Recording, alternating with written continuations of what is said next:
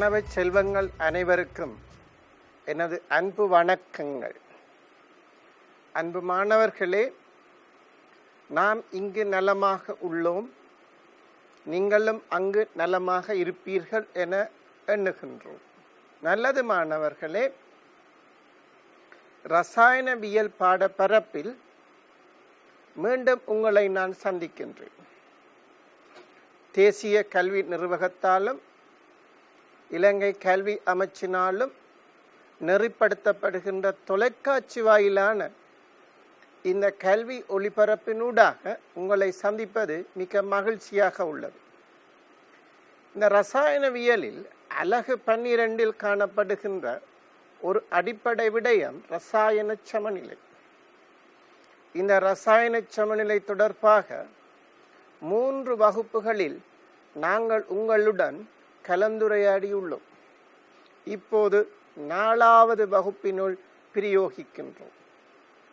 இந்த வகுப்பிலும் உங்களுக்கு தேவையான சில அடிப்படை கருத்துக்கள் மிகவும் அவதானமாக வழங்கப்படுகின்றது. நீங்கள் தயவு செய்து அதனை வடிவாக உள்வாங்கி அதில் பல பயிற்சிகளை மேற்கொண்டு நல்ல சித்திகளை பெற உங்களுக்கு நாங்கள் உதவுவோம் என எண்ணுகின்றோம். நல்லது மாணவர்களே, இந்த அலகு 12 காணப்படுகின்ற உள்ளடக்கங்களை பாருங்கள். சமநிலை எண்ணக்கரு,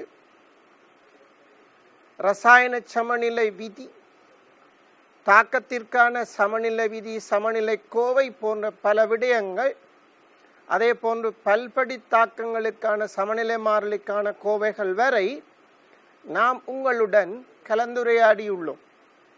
இந்த பாடப்பரப்புகளில் உங்களுக்கு பூரண தெளிவு இருக்கும் என நான் எண்ணுகின்றேன். நீங்களும் நாங்கள் கூறியவாறு பயிற்சிகளை மேற்கொண்டு அதிலுள்ள இடர்களை நீக்கி இருப்பீர்கள் என எண்ணுகின்றோம். ஆமாணவர்களே, இன்றைய வகுப்பில் இந்த 3 விடயங்களை பற்றித்தான் நாங்கள் இப்போது ஆராய இருக்கின்றோம். பாருங்கள் மாணவர்களே, சமநிலை மாறிலியின் அடிப்படையில் தாக்கம் எந்த திசையில் நிகழும்? முத்தாக்கமா பித்தாக்கமா? சமநிலை இடப்புறம் நகருமா வலப்புறம் நகருமா? இது பற்றிய எதிர்வு கூறலை இந்த வகுப்பின் முடிவில் உங்களால் நிச்சயமாக செய்ய முடியும்.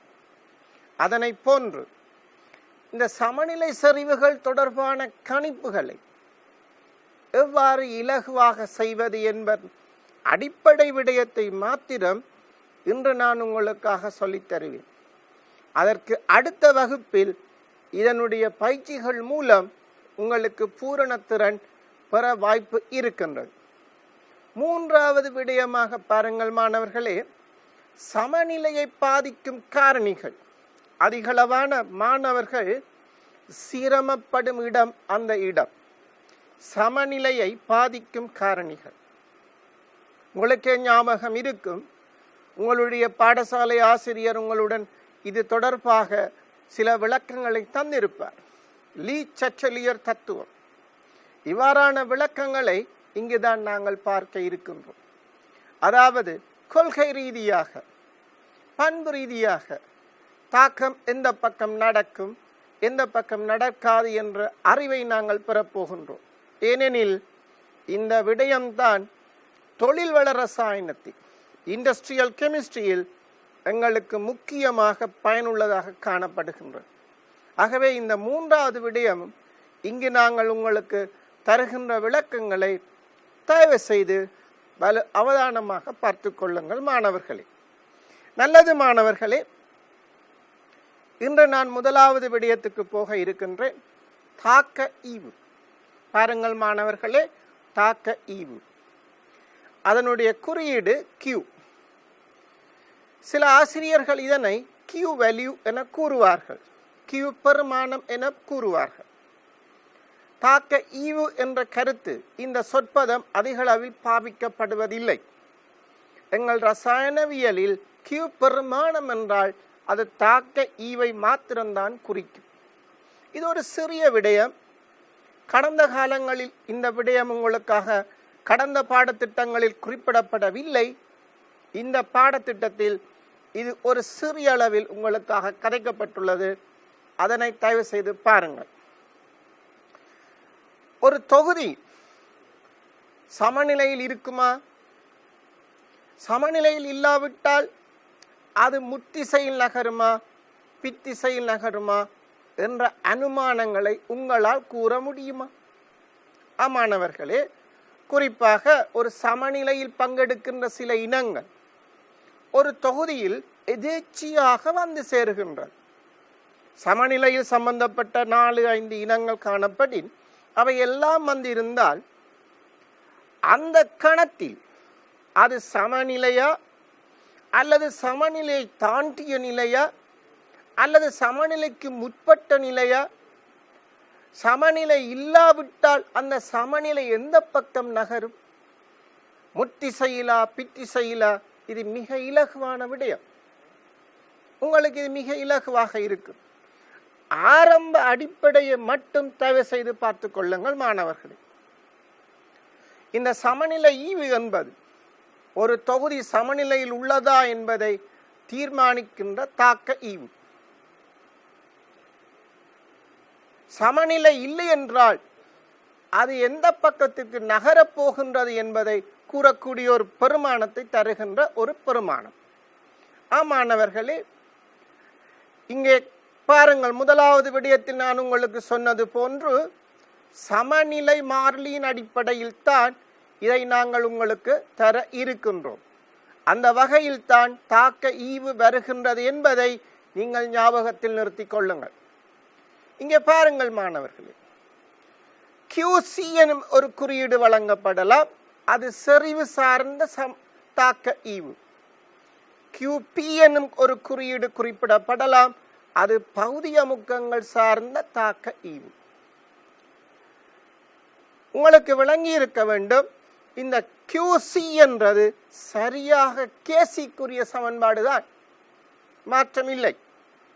அதே போன்று QP என்பது KPக்குரிய சமன்பாடுதான். ஒரு ரசாயன சமநிலைக்கு KC எப்படி எழுதுவீர்களோ அதனை போன்றுதான் QC எழுதப்பட வேண்டும். ஒரு ரசாயன சமநிலைக்கு KP எவ்வாறு எழுதுவீர்களோ அதை போன்றுதான் KC எழுதப்பட வேண்டும். மிக அவதானம். ஆனால் இந்த QC QP எழுதுகின்ற பொழுது நீங்கள் விளங்கிக் கொள்ள வேண்டும், அது சமநிலையில் இருக்கின்றது என்பது முடிவல்ல. புரியுதா மாணவர்களே? நீங்கள் KP KC எழுதுவதாக இருந்தால் அந்த தொகுதி சமநிலையில் கட்டாயம் இருக்க வேண்டும். QC QP எழுதப்படுவதற்கு அது சமநிலையில் இருக்க வேண்டும் என்பது இல்லை. அதைத்தான் நான் குறிப்பாக சொல்லுகின்றேன் மாணவர்களே. இந்த QC எழுதுகின்ற பொழுது காணப்படுகின்ற செறிவுகள் சமநிலை செறிவாக இருக்க வேண்டும் என்பது இல்லை. QP எழுதுகின்ற பொழுது பாவிக்கப்படுகின்ற பகுதிய முக்கங்கள் சமநிலைக்குரிய பகுதிய முக்கங்களாக இருக்க வேண்டியதில்லை. அது எவ்வாறும் இருக்கலாம், சமநிலைக்குரியதாகவும் காணப்படலாம். மாணவர்களே, குழப்பம் அடைய வேண்டாம். ஒரு சின்ன விளக்கம், அவ்வளவுதான். எந்த சந்தர்ப்பத்திற்கும் பயன்படுத்தலாம். ஆனால் KP KC சமநிலைக்கு மட்டும்தான் பாவிக்க முடியும். மாணவர்களே, இங்கு பாருங்கள். நீங்கள் ஒரு சாதாரண KC கோவையை போட்டு QC கணிக்கிறீர்கள். நீங்கள் ஒரு மூடிய குடுவையினுள் தாக்கிகளை கொண்டு சென்று சேர்க்கிறீர்கள். சமநிலையில் பங்கெடுக்கின்ற இனங்களை சேர்க்கிறீர்கள். அது சமநிலையில் உள்ளதா சமநிலையில் இல்லையா என்பது தெரியாது. நீங்க காண வேண்டியது QC, பண்பு ரீதியான ஒரு விளக்கம். அந்த QC பெருமானம் KCக்கு சமனாக இருக்கலாம், அல்லது KCயை விட பெரிதாக இருக்கலாம், அல்லது KCயை விட சிறிதாக இருக்கலாம். இங்கே நான் முதலாவதாக சொல்ல இருக்கின்ற விளக்கம் QC KCயை விட பெரிது. அங்கு விளைவுகளின் செறிவு சமநிலை செறிவை விட அதிகம், தாக்கிகளின் செறிவு சமநிலை செறிவை விட குறைவு. அதனால் தான் மாணவர்களே QC கூடியுள்ளது. எனவே நீங்கள் உடனடியாக சொல்லலாம், இங்கு விளைவுகள் கூடியளவில் அந்த சமநிலைக்குரிய அளவை விட கூடியளவில் காணப்படுகின்றது. ஆனால் தாக்கிகள் சமநிலை அளவை விட குறைவாக காணப்படுகின்றது. இவ்வாறு ஒருபோதும் இருக்க முடியாது. எனவே மாணவர்களே நன்கு விளங்கிக் கொள்ளுங்கள், இந்த சமநிலை பித்திசையில், அதாவது வலப்புறம் இருந்து இடப்புறமாக நகரும். விளைவுகள் தாக்கிகளாக மாறும். வலப்புறம் இருக்கும் இனங்கள் குறையும், இடப்புறம் இருக்கும் இனங்கள் கூடும். ஆகவே உங்கள் QC பெருமானம் சிறிது சிறிதாக குறையும். ஒரு சந்தர்ப்பத்தில் அந்த QCயும் KCயும் சமமாக வரும், மீண்டும் சமநிலை தோன்றும். அதைத்தான் மாணவர்களே இந்த விளக்கங்கள் சொல்லப்பட்டிருக்கின்றது. கடைசியாக பாருங்கள், தொகுதி சமநிலையை அடைவதற்கு பலம் இருந்து இடமாக தாக்கம் நகரப்பட வேண்டும். மாணவர்களே அடுத்த விளக்கத்திற்கு பாருங்கள். இங்கு KCயை விட QC பெருமானம் சிறிதாக காணப்படுகின்றது. ஏன் அவ்வாறு காணப்படுகின்றது மாணவர்களே? ஆம், QC சினன், விளைவு பக்கம் இருக்கிற இனங்கள் குறைந்து விட்டது, தாக்கி பக்கம் இருக்கிற இனங்கள் கூடிவிட்டது. ஆமாணவர்களே, இந்த நிலை இவ்வாறு இருக்க முடியாது. உடனடியாக அந்த சமநிலை மீண்டும் தோன்ற வேண்டும்.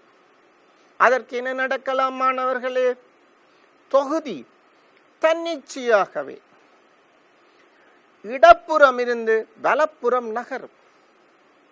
அதாவது சமநிலை வலப்புறம் நகரும். விளைவுகளின் அளவு கூடிக்கொண்டு செல்லும், தாக்கிகளின் அளவு குறைந்து கொண்டு செல்லும். ஒரு கணத்தில் QC பெருமானம் KC பெருமானத்திற்கு சமமாக வரும், மீண்டும் சமநிலை வரும்.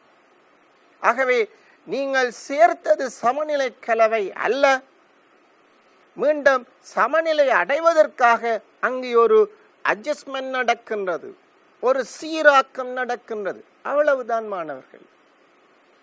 இது எங்களுடைய வாழ்க்கை பிரச்சனைகளை போன்றதுதான், வாழ்வியலை போன்றதுதான் ரசாயனவியல். நீங்கள் சில விளக்கங்களை எங்கள் வாழ்வியலுடன் நீங்கள் தொடர்புபடுத்தி பார்ப்பீர்களாக இருந்தால் இந்த ரசாயனம் ஈஸியாக உங்களுக்கு விளங்கிக் கொள்ள முடியும். மாணவர்களே அடுத்த விளக்கத்திற்கு போங்கள். இங்கு QCயும் KCயும் சமம். அதாவது நீங்கள் தாக்கிகளை கொண்டு வந்து சேர்க்கிறீர்கள், சேர்த்தவுடன் அந்த ஆரம்ப கணத்தில் QCயை கணிக்கிறீர்கள், அது KCக்கு சமமாக வருகின்றது. என்ன கூறப்போகிறீர்கள்? இது சமநிலையில் காணப்படுகின்றது. நீங்கள் சேர்த்த செறிவுகள் சமநிலை செறிவுகள். ஆகவே சமநிலை எந்த பக்கமும் நகர வேண்டிய அவசியம் இல்லை. முத்தாக்கம் பித்தாக்கத்திற்கு சமமாக காணப்படும். இங்கு எதேச்சியாகவே நீங்கள் சேர்த்த செறிவு சமநிலை செறிவுக்கு சமமாக வருவதால் QC KCக்கு சமனாக வருகின்றது. மாணவர்களே, இதில் ஒரு கடினமான விளக்கங்கள் உங்களுக்கு தேவையில்லை. தேசிய கல்வி நிர்வாகத்தால் வழங்கப்பட்டிருக்கின்ற வள நூல்களை நீங்கள் மீட்டு பாருங்கள். இந்த விடயங்கள் உங்களுக்கு இலகுவாக தெரியும். சில நேரம் செவிவழி மூலம் நீங்கள் இதை கேட்கின்ற பொழுது உங்களால் அதை கிரகிக்கக்கூடிய தன்மை குறைவாக இருக்கலாம். இன்றே அந்த வள நூலை எடுத்து வாசித்து பாருங்கள், உங்களுக்கு இலகுவாக அந்த விளக்கம் வந்து சேரும். மாணவர்களே, இங்கு சொல்லப்பட்டுள்ள ஒரு சுருக்கத்தை பாருங்கள். சில விளக்கங்கள் உங்களுக்காக தரப்பட்டுள்ளது.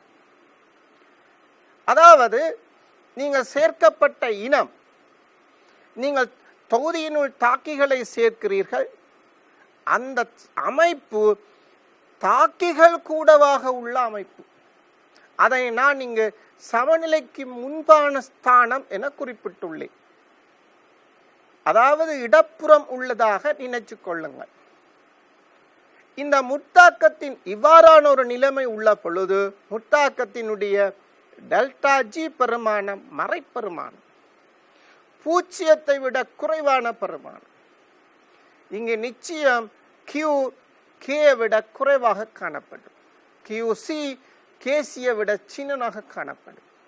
ஆகவே என்ன செய்யணும் பிள்ளைகளே, திருப்பி கியூசி கேசிக்கு சமனாக வர வேண்டும்.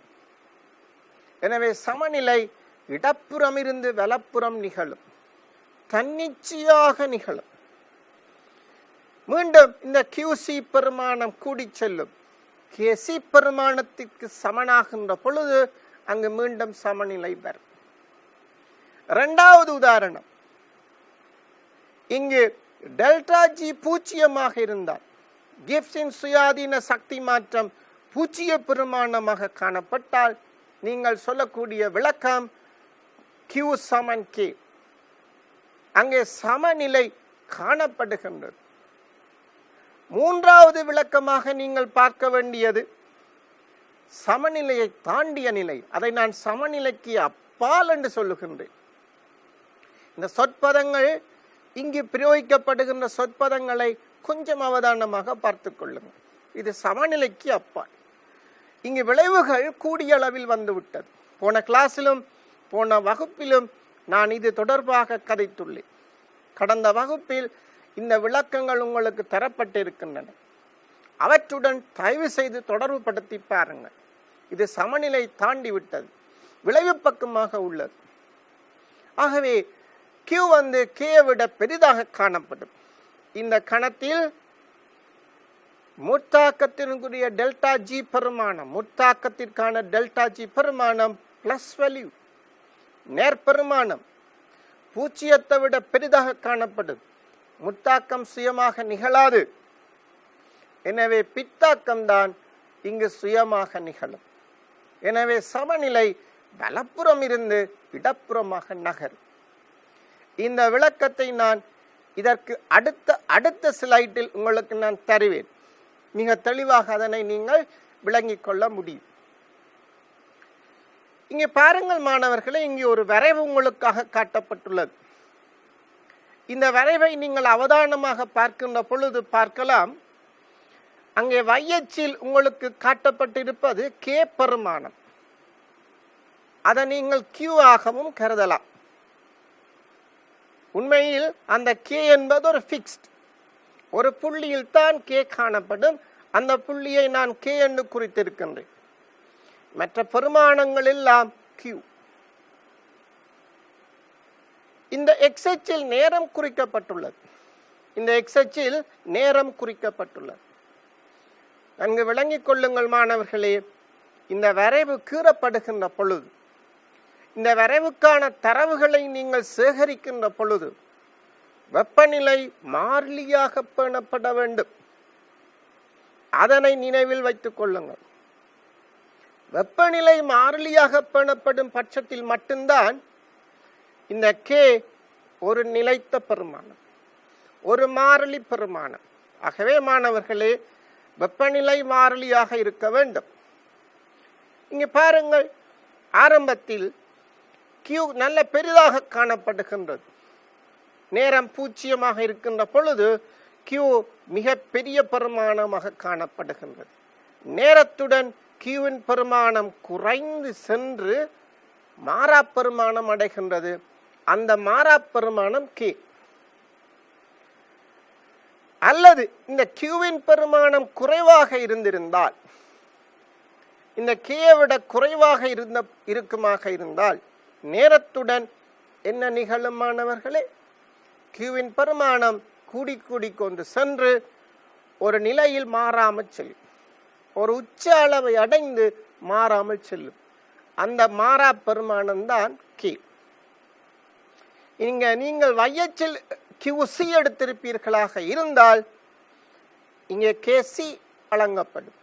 வையச்சில் QP எடுத்திருப்பீர்களாக இருந்தால் இங்கே KP கருதப்படும். மாணவர்களே, இந்த வரைவுக்குரிய நிபந்தனைகள் என்ன? இந்த வரைவுகள் என்னத்தை சுட்டி காட்டுகின்றது? ஞாபகத்தில் வைத்துக் கொள்ளுங்கள். நீங்கள் கூற வேண்டிய தேவைகள் எல்லாம் வராது.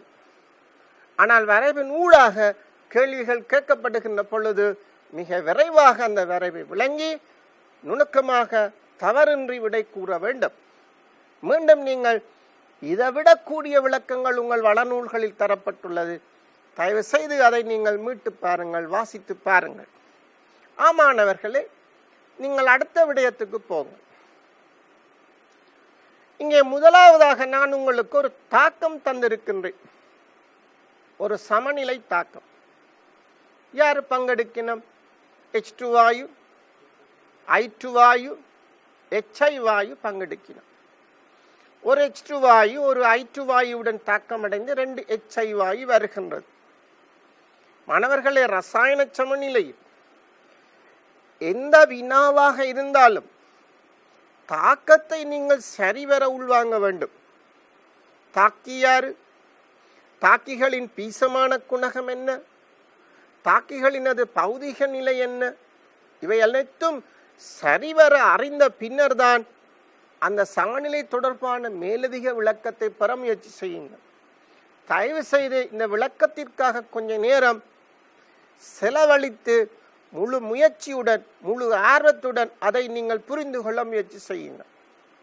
அதிகளவு மாணவர்கள் பரீட்சை முடிந்த பின்னர் கவலை அடைவது, சார் நான் திண்மநிலையை கவனிக்காமல் வாயுவென நினைத்து கணக்கு செய்து விட்டேன், சார் நான் திரவம் என்று பார்க்காமல் அதை கரைசலாக நினைத்து கணக்கு செய்து முடித்து விட்டேன், அதனால் தான் கணக்கு எனக்கு சிரமமாக இருந்தது, அதிகளவு நேரம் செலவழித்தேன், அதனால் அதற்கு அடுத்த வினாவை என்னால் சரிவர செய்ய முடியாது. இவ்வாறான குழப்பங்கள் பல மாணவர்களுக்கு பரீட்சை மண்டபத்தில் ஏற்பட்டமைக்கான காரணம் அந்த தாக்கங்களை சரியாக உள்வாங்காமை. நீங்கள் அவ்வாறான தவறுகளை செய்ய மாட்டீர்கள். ஏன்?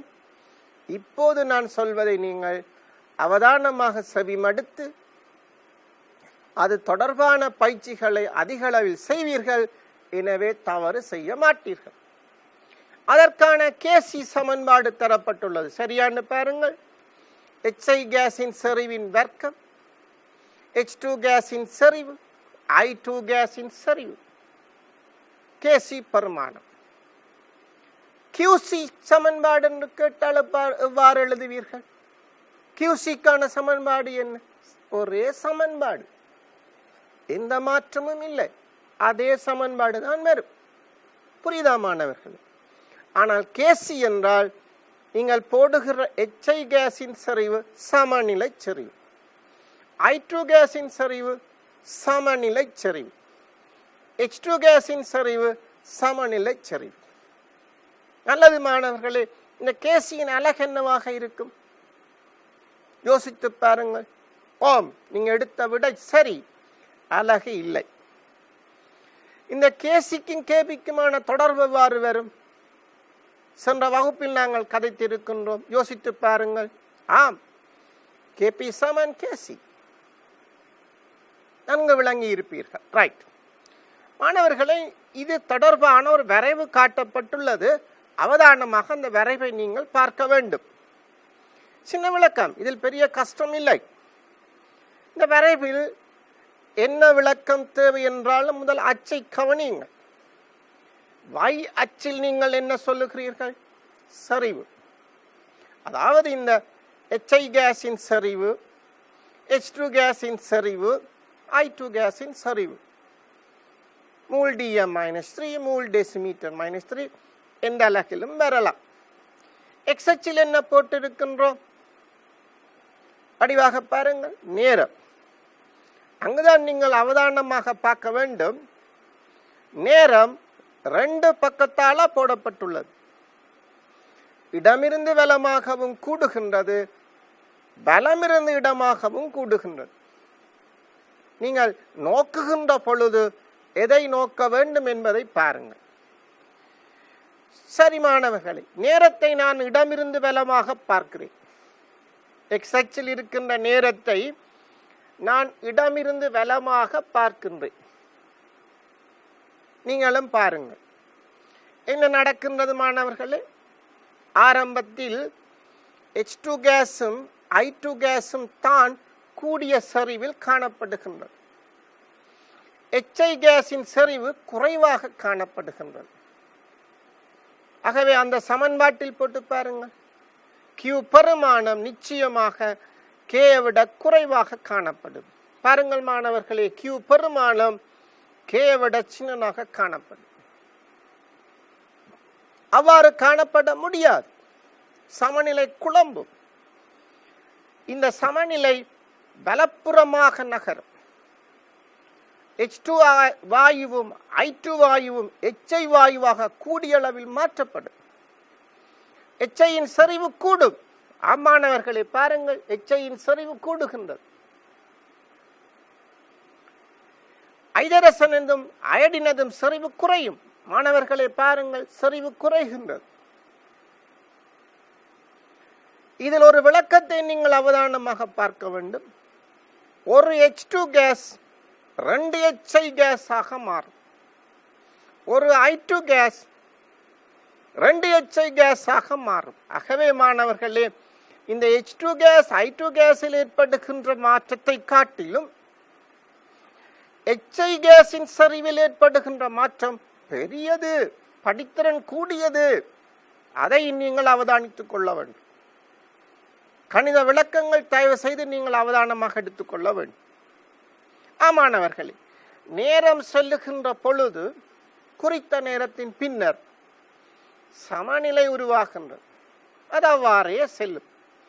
தயவு செய்து இங்கால பகுதியை நீங்கள் அதனுடன் சேர்க்க வேண்டாம். சமநிலையில் அவ்வாறே காணப்படும். நீங்கள் சமநிலையுடன் முடித்து விடுங்கள். இதற்கு இங்கால போனீர்களாக இருந்தால் அது தவறு. சமநிலையுடன் நின்று விடுங்கள்.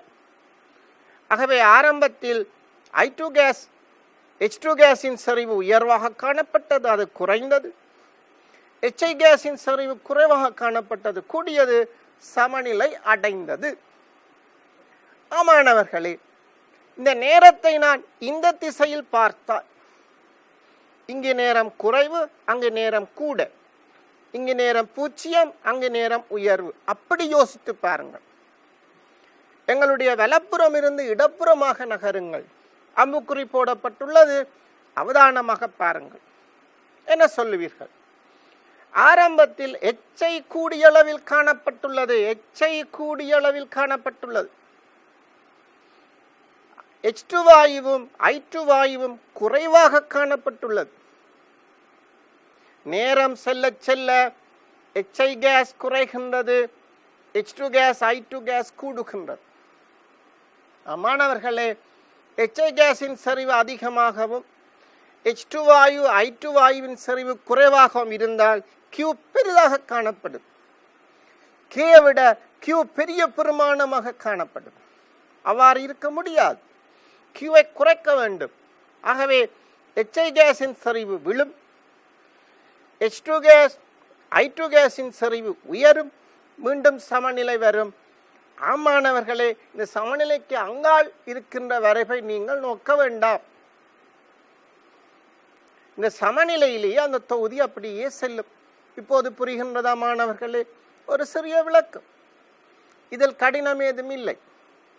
ஓகே மாணவர்களே, இந்த H2 கேஸ் I2 கேஸுடன் சேர்ந்து HI கேஸ் வருகின்ற அந்த தாக்கத்தின் மூலம் Qவை பற்றி ஒரு விளக்கம் உங்களுக்கு பூரணமாக கிடைத்திருக்கும் என நான் எண்ணுகின்றேன். நல்லது மாணவர்களே, அடுத்த எங்களுடைய விடயத்திற்கு போவோம். அதாவது சமநிலை செறிவுகளை கணக்கிடுதல். உங்களுக்கு ஆரம்பத்தில் சில செறிவுகளுடன் தருவார்கள், ஒரு சமநிலையை குறிப்பிடுவார்கள்.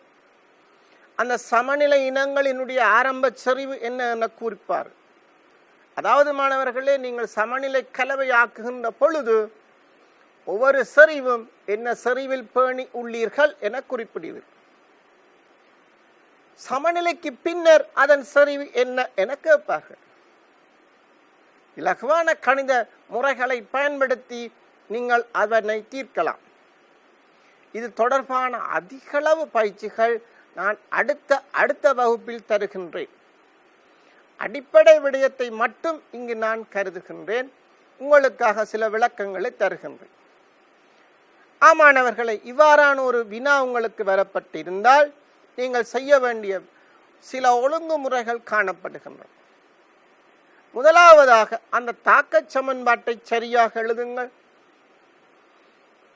தாக்கிகள் விளைவுகளின் பௌதிக நிலைகளை சரியாக போடுங்கள்.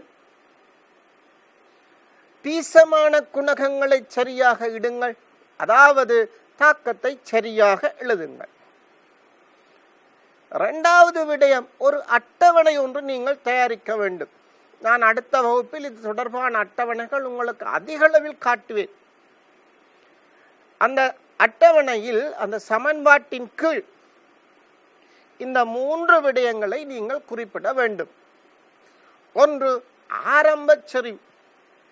நீங்கள் தொகுதியில் கலக்கின்ற பொழுது இருந்த செறிவு T=0, T0 செறிவு என்ன என்று நீங்கள் அந்த தாக்கிகளுக்கு கீழே, விளைவுகளுக்கு கீழே எழுத வேண்டும். இரண்டாவது, தாக்கம் எவ்வளவு நடக்கின்றது. இப்போது முற்றிசையில் நிகழ்கின்றது என்றால் தாக்கி சார்பாக கழித்தெழுதுவீர்கள், விளைவு சார்பாக கூட்டி எழுதுவீர்கள். பித்திசையில் நிகழ்கின்றது என்றால் விளைவு சார்பாக கூட்டி எழுதுவீர்கள், தாக்கி சார்பாக கழித்தெழுதுவீர்கள். கடைசியாக சமநிலையில் என்ன செறிவு என்பதை குறிப்பிடுவீர்கள். சமநிலையில் என்ன செறிவாக காணப்படும். நீங்கள் அந்த கணித்த பெருமானங்களினுடைய விளைவுதான் சமநிலை செறிவாக காணப்படும். இப்போது இவற்றை கொண்டு நீங்கள் பிரதியீடு செய்து கேசி பெருமானம், கேபி பெருமானம் அவற்றை கணிக்கலாம். அல்லது அவை தந்திருந்தால் அந்த சமநிலை செறிவை நீங்கள் கண்டுபிடிக்கலாம். சமநிலை செறிவுக்கு ஒரு தெரியா கணியங்களை கொடுத்து தீர்ப்பதன் மூலம் இவற்றை நீங்கள் பெற்றுக்கொள்ள முடியும். மாணவர்களே, வெறுமனே கதைத்து உங்களுக்கு இது விளங்காது. அடுத்த வகுப்பில் செய்கின்ற பயிற்சிகள் மூலம் உங்களுக்கு இதனை நான் விளங்கப்படுத்துவேன். இந்த படிமுறையை அவதானமாக பார்த்து கொள்ளுங்கள். இதை மீண்டும் நான் கதைக்க மாட்டேன்.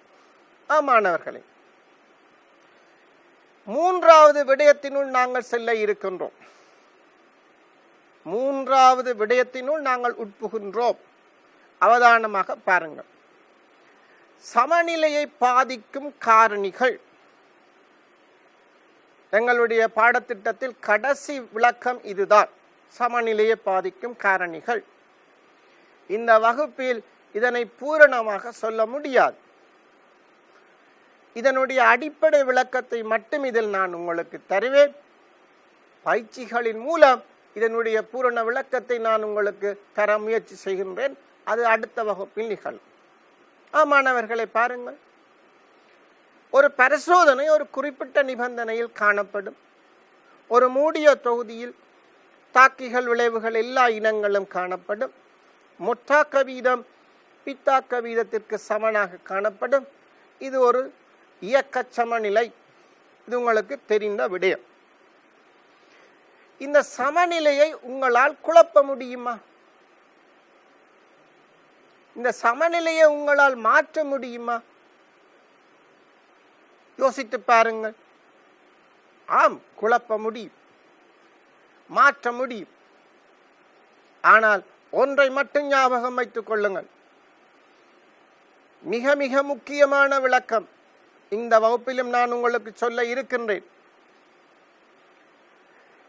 இந்த வெப்பநிலை மாற்றமடையாது விடின், இந்த வெப்பநிலை மாற்றமடையாது காணப்படி இந்த கேபி கேசி பெருமானம் மாறாது. இப்பவே சொல்லிவிட்டேன், அவதானமாக பார்த்து கொள்ளுங்கள். வெப்பநிலை மாற்றமடையாது விட்டால் இந்த கேபி கேசி பெருமானம் மாற்றம் அடைய முடியாது. ஆனால் சமநிலை அமைப்பு மாற்றலாம். சமநிலை அமைப்பை நீங்கள் மாற்றலாம். அதற்கான முறைகள் காணப்படுகின்றது. அது எவ்வாறு மாற்ற முடியும் என்பதை நீங்கள் தெளிவாக இதில் விளங்கிக் கொள்ள வேண்டும். இதில் உங்களுக்கு தெளிவான விளக்கம் இருந்தால் மட்டும்தான் தொழில்வள ரசாயனத்தில் அங்கே பாவிக்கப்படுகின்ற நிபந்தனை சார்பான விளக்கத்தை உங்களால் பெற முடியும். இண்டஸ்ட்ரியல் கெமிஸ்ட்ரியில் பல பௌதிக ரசாயன தத்துவங்கள் உள்ளன. அமோனியா தயாரிப்பில் உதாரணமாக கேபர் முறையை நீங்கள் கருதுங்கள்.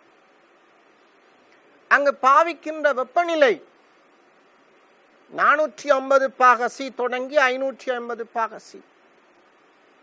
ஆனால் அங்கே நீங்கள் சமநிலை தாக்கத்தை பார்ப்பீர்களா இருந்தால் தாழ் வெப்பநிலை தான் முத்தாக்கத்திற்கு சாதகமாக இருக்கும். ஆனால் மத்திம வெப்பநிலை அங்கே பாவிக்கப்படுகின்றது. ஏனென விளக்குக. சும்மா விட எழுத முடியாது மாணவர்கள்.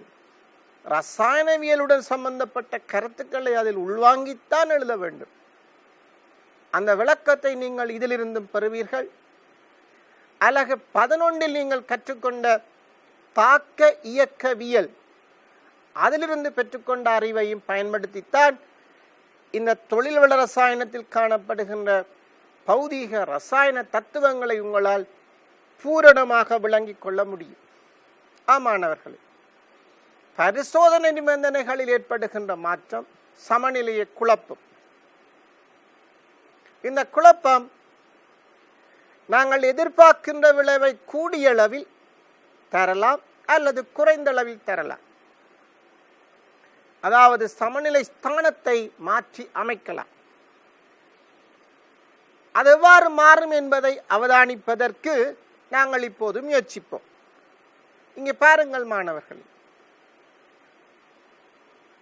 இப்போது நான் இந்த பாடத்தில் அதிக தடவைகள் சில விளக்கங்கள் சொல்லுவேன். சமநிலை வலப்புறமாக நகரும், சமநிலை இடப்புறமாக நகரும். ஆமாணவர்கள், சமநிலை வலப்புறமாக நகரும் என்றால் என்ன?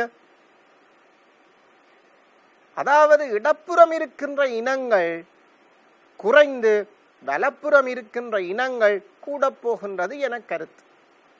தாக்கம் இடப்புறம் இருந்து வலப்புறம் நோக்கி நகரும் என கருத்து. சமநிலை இடப்புறமாக நகருகின்றது என்ன கருத்து? வலப்புறம் இருக்கும் இனங்கள் குறைவடைய போகின்றது, இடப்புறம் இருக்கின்ற இனங்கள் கூடுகின்றது. வலப்புறம் இருக்கின்ற இனங்களின் செறிவு குறைவடைய போகின்றது, இடப்புறம் இருக்கின்ற இனங்களின் செறிவு கூட போகின்றது. வலப்புறம் இருக்கின்ற இனங்களின் பகுதியமுக்கங்கள் குறைய போகின்றது, இடப்புறம் இருக்கின்ற இனங்களின் பகுதியமுக்கம் கூட போகின்றது. தாக்கம் வலப்புறம் இருந்து இடப்புறமாக நகருகின்றது என கருத்து. இந்த முதலாவது கூற்றில் சமநிலை வலப்புறமாக நகருகின்றது என்றால் QC கூட போகின்றது என கருத்து. சமநிலை இடப்புறமாக நகருகின்றது என்றால் QC குறையப் போகின்றது என கருத்து. இது உங்களுக்கு விளங்கி இருக்கும். ஆமாணவர்களே, இங்கே பாருங்கள், செறிவு, அமுக்கம், கனவளவு, வெப்பநிலை இவைதான் இந்த சமநிலையை மாற்றுவதற்காக எங்களால் கட்டுப்படுத்தக்கூடிய காரணிகள். பாருங்கள், செறிவு, அமுக்கம், கனவளவு, வெப்பநிலை. சமநிலையை குழப்புவதற்காக, சமநிலையை மாற்றுவதற்காக எங்களால் பாவிக்கப்படக்கூடிய மாறிகள் இவைதான். நீங்கள் வெப்பநிலையை மாற்றுவதால், செறிவை மாற்றுவதால், அமுக்கத்தை மாற்றுவதால், கனவளவை மாற்றுவதால் சமநிலையில் குழப்பங்களை ஏற்படுத்தலாம். நல்லது மாணவர்களே, அவதானமாக பாருங்கள், சமநிலையில் குழப்பத்தை ஏற்படுத்தலாம். ஏற்படும் என்று நான் சொல்லவில்லை. சில வேளைகளில் நீங்கள் சமநிலையை மாற்ற முடியாது, சமநிலை ஸ்தானத்தை நகர்த்த முடியாது. ஆனால் சில தாக்கங்களுக்கு செய்ய முடியும். அதனால் சொல்லுகின்றேன், மாற்றலாம் என கூறுகின்றேன். இங்கே நீங்கள் ஒரு மாற்றத்தை செய்து சமநிலையை குழப்புவதா இருந்தால் அந்த சமநிலை இடப்புறம் நகருமா வலப்புறம் நகருமா? நீங்கள் மேற்கொண்ட மாற்றத்தால் சமநிலை குழப்பம் இடப்புறமா வலப்புறமா? அவ்வளவுதான். இதை நீங்கள் பார்க்க போகிறீர்கள், அனுமானிக்க போகிறீர்கள், கூறப்போகிறீர்கள். அவதானமாக பாருங்கள். இது தொடர்பாக பல பரிசோதனைகளை மேற்கொண்டு ஒரு தத்துவத்தை எங்களுக்கு கூறியவர் தான் லீ சட்டலியர். லீ சட்டலியர் என்பவர் தான் இந்த தத்துவத்தை எங்களுக்கு கூறினார்.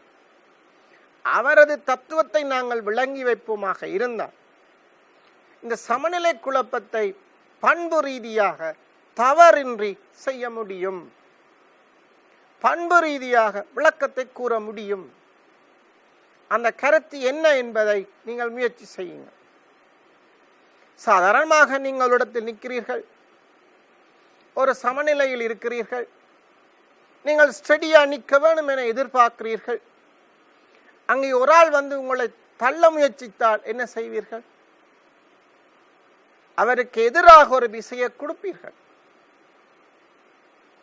அல்லது ஒருவர் வந்து எங்களை இழுத்தால் என்ன செய்வீர்கள்? நீங்கள் விரும்புகிறீர்கள் சமநிலையில் நிற்க வேண்டும் என்று, அவர் இழுத்து எங்கள் சமநிலையை குழப்ப முயற்சி செய்கின்றார், என்ன செய்வீர்கள்?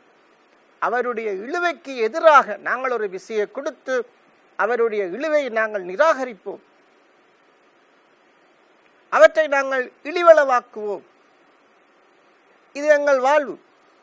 ரசாயனவியலிலும் இது உண்மை.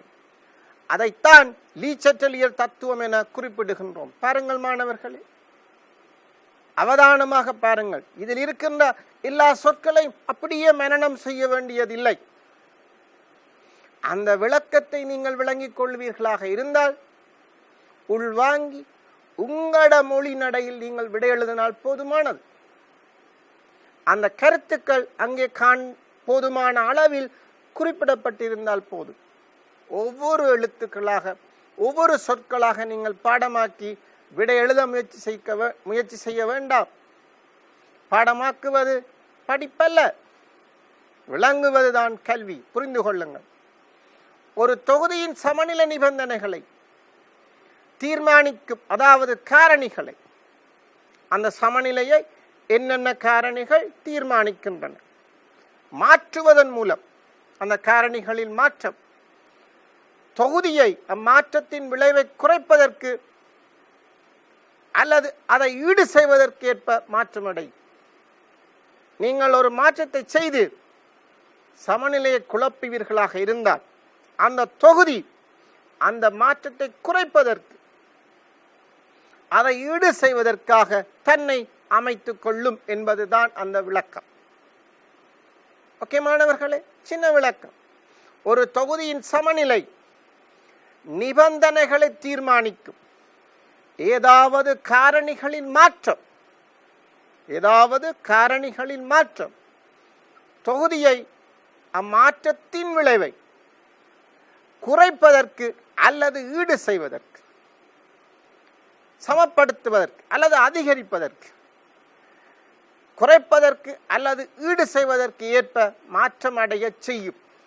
பாருங்கள் மாணவர்களே, உங்களுக்கு புரியக்கூடிய ஒரு விளக்கத்தை நான் தருகின்றேன்.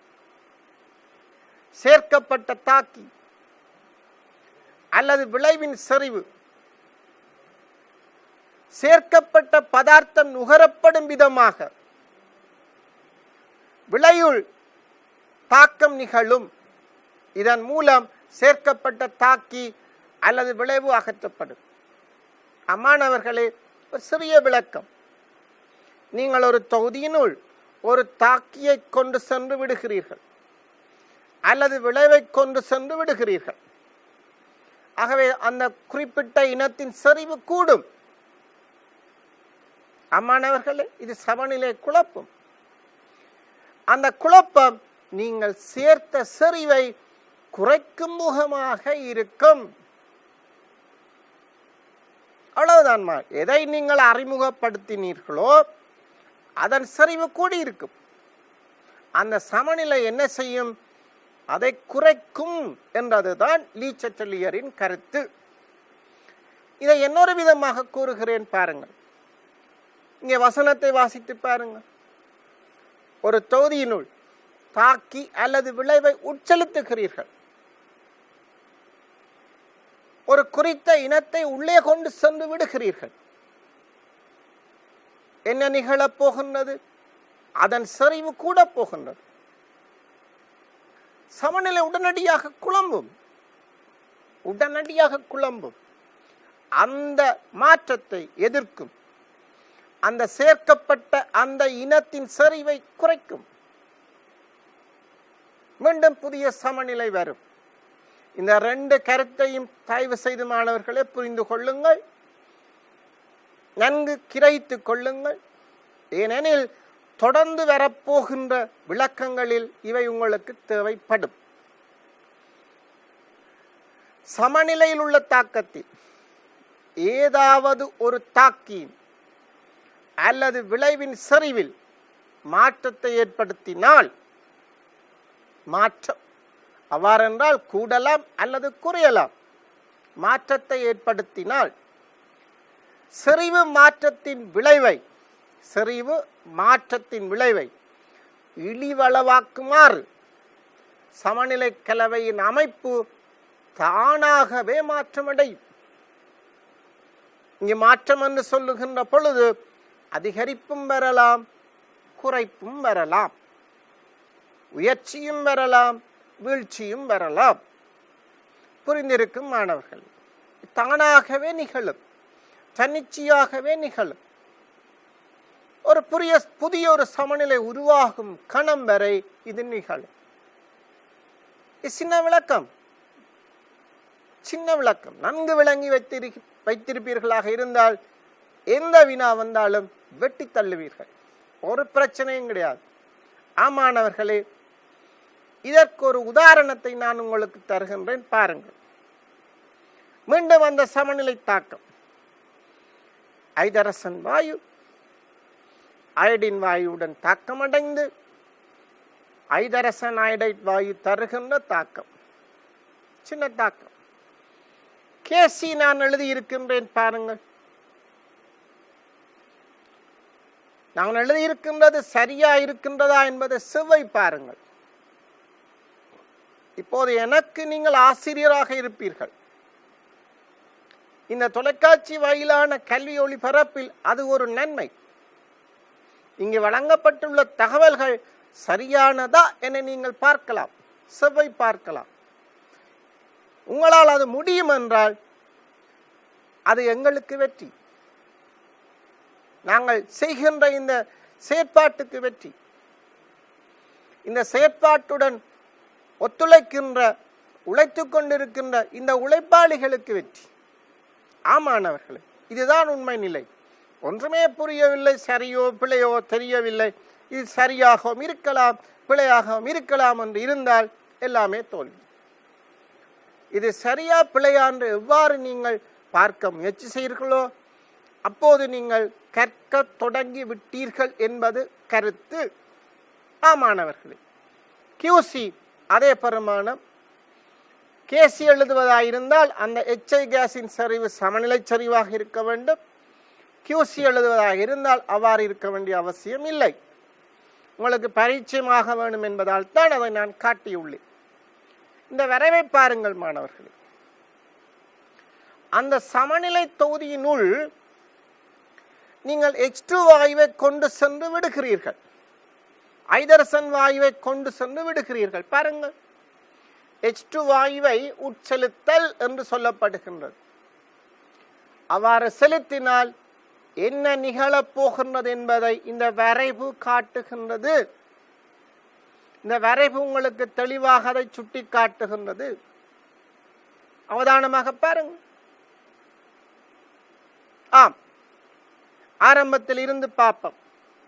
H2 கேஸ் இருக்கின்றது, I2 கேஸ் இருக்கின்றது, HI கேஸ் இருக்கின்றது. நேரம் குறைவாக இருக்கின்ற பொழுது அந்த கணத்தில் இருந்து இந்த கணம் வரை சமநிலையில் காணப்படுகின்றது. இந்த சமநிலையில் நீங்கள் பார்க்கலாம், H2 கேஸ் கூட, I2 கேஸ் அதை விட குறைவு, HI கேஸ் சரியான குறைவு. இது நீங்கள் உருவாக்கிய ஒரு சமநிலை. இந்த கணத்தில் இந்த குறிப்பிட்ட நேரத்தில் H2 வாயுவை கொண்டு சென்று விடுகிறீர்கள் என்ன நடக்கப் போகின்றது மாணவர்களே? H2 கேஸின் செறிவு உடனடியாக கூடும். H2 கேஸ் கீழே இருக்கின்றது. பாருங்கள் QC சமன்பாட்டு. H2 கேஸின் பெருமானம் கீழே இருக்கின்றது. அந்த H2 கேஸின் பெருமானம் கூடுவதாக இருந்தால் QC பெருமானம் குறையும். ஆகவே இந்த Q விரைவாக குறைய போகின்றது. இந்த QC பெருமானம் KCயை விட குறைகின்றது. அவ்வாறு இருக்க முடியாது. இந்த QCயை கூட்ட வேண்டும், உயர்த்த வேண்டும். அப்ப சமநிலை எந்த பக்கம் நகரும்? திடீரென பாருங்கள், HI கேஸ் கூட வேண்டும், H2 கேஸ் குறைய வேண்டும், I2 கேஸ் குறைய வேண்டும். நீங்கள் செய்த செயற்பாடு QCயை குறைக்கின்றது. ஆகவே என்ன நடந்திருக்கின்றது என்று பாருங்கள். உடனடியாக H2 கேஸ் குறையும், I2 கேஸ் குறையும், சமநிலை வலப்புறம் நகருகின்றது, HI கேஸ் கூடுகின்றது. சின்ன விளக்கம். மீண்டும் சமநிலை வந்துள்ளது. ஆமாணவர்களே, இன்னொரு உதாரணம் பாருங்கள். N2 வாயு, H2 வாயு, அமோனியா வாயு. சமநிலையை பாருங்கள். N2 வாயுவை கொண்டு வந்து சேர்த்தீர்கள். N2 வாயுவின் அளவு குறைவாக கூடும். Q குறைந்துவிடும், QC குறைந்துவிடும், QC உயர்த்த வேண்டும், சமநிலை வலப்புறம் நகரும். பாருங்கள் என்ன நடக்கின்றது. அமோனியாவின் செறிவு கூடுகின்றது, H2 கேஸின் செறிவு குறைகின்றது, N2 கேஸின் செறிவு குறைகின்றது. மீண்டும் சமநிலை கிடைக்கின்றது. முதல் சொன்னது உங்களுக்கு புரிந்திருந்தால் இவை சின்ன விளக்கம். இங்கே பாருங்கள் மாணவர்களே, சமநிலை தரப்பட்டுள்ளது. Fe3 plus Cn minus FeCN plus 2 plus aqueous. ஒரு சிக்கல் சேர்வை, ஒரு சிக்கல் அயன். இளமஞ்சள் நிறம், நிறமற்றது சிவப்பு. இது ஒரு சமநிலை தாக்கம். இதுக்கு ஒரு KC காணப்படும். நீங்கள் NaSCN அங்கே சேர்த்தால் என்ன நடக்கும்? உடனடியாக அகற்றப்பட வேண்டும். Fe3+ உடன் சேர்ந்து சமநிலை வலப்புறம் நகரும், சிவப்பு நிறம் கூடும். Fe3+ நீங்கள் சேர்த்தால், தொகுதியினுள் சேர்த்தால் என்ன நடக்கும்? இந்த பக்கம் சமநிலை நகரும். ஆமாணவர்களே, Fe3+ சேர்த்தால் சமநிலை வலப்புறம் நகரும், Cn- சேர்த்தால் சமநிலை வலப்புறம் நகரும். இதற்கு அடுத்த விளக்கத்தை பாருங்கள். இங்கு நீங்கள் H2C2O4 சேர்க்கிறீர்கள். அது Fe3+ உடன் சேர்ந்து ஒரு சிக்கலை தரும். Fe3+ அகற்றப்படும், சமநிலை இடப்புறம் நகரும், சிவப்பு நிறம் குறையும். Ag2Cl2 சேர்க்கிறீர்கள். அது Cn- உடன் சேர்ந்து ஒரு சிக்கலை உருவாக்குகின்றது, சிக்கல் அயனை உருவாக்குகின்றது. Cn- அகற்றப்படும், சமநிலை இடப்புறம் நகரும், சிவப்பு நிறம் குறையும். பாருங்கள் மாணவர்களே, இது பரிசோதனை மூலம் நீங்கள் செய்யக்கூடிய விளக்கங்கள். இன்னொரு விளக்கம் இங்கே தரப்பட்டுள்ளது பாருங்கள். ஒரு சமநிலை நைட்ரசன் வாயு அதிகரித்தால், H2 வாயு அதிகரித்தால், அமோனியாவை குறைத்தால் சமநிலை வலப்புறம் நகரும். அதுக்கு எதிரான செயற்பாடு சமநிலையை இடப்புறம் நகர்த்துகின்றது. நல்ல விளக்கம் மாணவர்கள். இங்கே பாருங்கள், ஒரு கணிப்பு செய்கின்றேன். A கேஸ் 2B கேஸாக மாறுகின்றது. A மூல் B மூல் அமுக்கம் சொல்லி இருக்கின்றேன். Kp பெருமானம் உங்களுக்கு போடப்பட்டிருந்தால் வார விடை P பாஸ்கல். ஞாபகம் வைத்துக் கொள்ளுங்கள். இப்போது என்ன செய்கிறீர்கள் மாணவர்களே? கனவளவை அரைவாசியாக்குகிறீர்கள். எனவே அமுக்கம் 2 மடங்காகும். ஆகவே Kp கணித்தால் 2P பாஸ்கல் கிடைக்கும். அடுத்த செயல்முறை என்ன செய்கிறீர்கள் மாணவர்களே? கன அளவை 2 மடங்காக்குகிறீர்கள். அப்ப அமுக்கம் அரைவாசியாக்கப்படும். இங்க பாருங்கள், Kp கணித்து பாருங்கள், அது P/2 பாஸ்கலாக வரும். மாணவர்களே, இது சரியா? இது மிக திருத்தமானதா? யோசித்து பாருங்கள். P Pascal, 2P Pascal, P/2 Pascal. வெப்பநிலை சமன். எல்லா இடத்திலும் வெப்பநிலை சமன். ஆனால் Kp பெருமானம் ஒரே பெருமானம் அல்ல. முதலாவதில் P, அடுத்ததில் 2P, அடுத்ததில் P/2. ஆமானவர்களே, உங்களுடைய கொள்கைதான் பிழை.